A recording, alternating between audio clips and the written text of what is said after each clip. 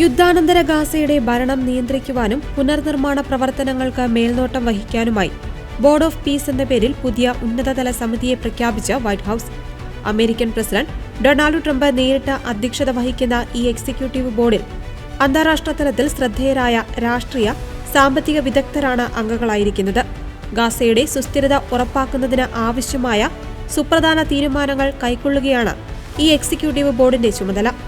ഗാസയുടെ ദൈനംദിന ഭരണത്തിനായി പാലസ്തീൻ സാങ്കേതിക വിദഗ്ധർ അടങ്ങുന്ന മറ്റൊരു കമ്മിറ്റിക്കും ഈ സമിതി രൂപം നൽകിയിട്ടുണ്ട്. എന്നാൽ നിലവിൽ പ്രഖ്യാപിക്കപ്പെട്ട ബോർഡിൽ ഒരു വനിതാ പ്രതിനിധി പോലും ഇല്ലെന്നത് ശ്രദ്ധേയമാണ്.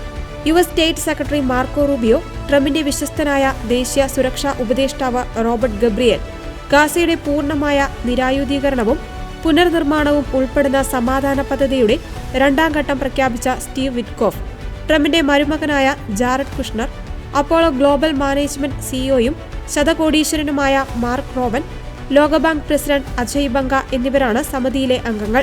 ബൾഗേറിയൻ രാഷ്ട്രീയക്കാരനായ നിക്കോളായ് മ്ലാഡിനോവായിരിക്കും ഗാസയുടെ നേരിട്ടുള്ള പ്രവർത്തനങ്ങൾക്ക് നേതൃത്വം നൽകുന്ന സമിതിയുടെ പ്രതിനിധി. പാലസ്തീൻ അതോറിറ്റി മുൻ ഡെപ്യൂട്ടി മന്ത്രി അലിഷാദ് നയിക്കുന്ന 15-അംഗ പാലസ്തീൻ ടെക്നോക്രാറ്റ് സമിതി ഗാസയുടെ ദൈനംദിന ഭരണം നിർവഹിക്കും. ഗാസയെ പൂർണ്ണമായും ആയുധമുക്തമാക്കുക എന്ന ലക്ഷ്യത്തോടെയാണ് ഈ ഭരണ സംവിധാനം പ്രവർത്തിക്കുക.